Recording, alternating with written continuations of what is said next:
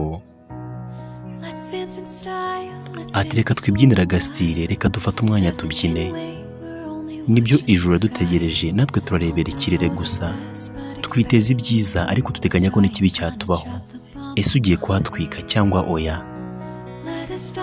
Jya reka dupfe tukiri impinja dawe, cyangwa ureke twibereho byiteka. Nta mbaraga dufite zahindura ibyo ngibyo, ariko ntabwo twavuga ngo oya. Tuba twicaye mu mucanga, ubuzima ni bugufi, ni nk'urugendo shuri, ni nk'umuziki ukinwa n'abagabo bafite agahinda. Ibaze uruhu rwacu ruramutse rutsinze, maze amasura yacu azabo tukahindura nk'izuba, tukajya dusingiza abayobozi bacu, twinjira mu njyana y'umuziki ukinwa mu busazi. Kubaho ndi muto nibyo nshaka, ndashaka kuzaramba ntasaza. Ese nawe ushaka kuzaramba ukaramba byiteka n'iteka? Kuramba ntasaza nibyo nshaka kuzaramba ntasaza. Ese nawe ushaka kuzaramba ukaramba ntusaze? Bamwe bameze nk'amazi, abandi ni nk'imfunguzo, bamwe ni nk'injyana nziza, abandi ni nka biti. Ariko bihishire cyangwa bitinde, bose bazapfa. Kubera iki bataguma ari batoya? Ntabwo byoroha gusaza nta mpamvu. Sinshaka kuzasaza nk'ifarasi itagifite imbaraga, ndashaka kuzamera nka zahabu mu zuba, kubera ko zahabu ntabwo zisaza.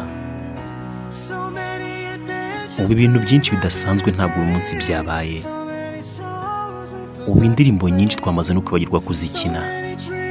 Ubu inzozi nyinshi ziri mu kirere, basi reka zizaba impamo. Ndashaka kuzabaho ntasaza, nicyo nshaka, ndashaka kuzabaho ntasaza. Ese nawe urashaka kuzaramba ukaramba byiteka, ukaramba ntusaze? Nibyo nanjye nshaka, ndashaka kuzabaho ubudasaza ndi mutoya. Ese ushaka kuzabaho iteka, ukabaho iteka ntusaze? Kuramba turi batoya nibyo nshaka.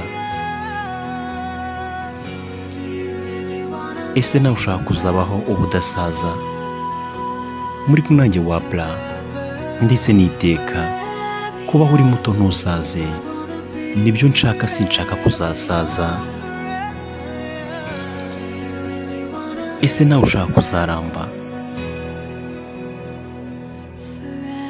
ukabaho uri mutoya? Mwari kumwe nanjye Wabla, nizere ko kabashimishije. Mwibuke subscribe, like ndetse na comment. Tujye tubana mu zindi ndirimbo zikurikira. Ciao ciao.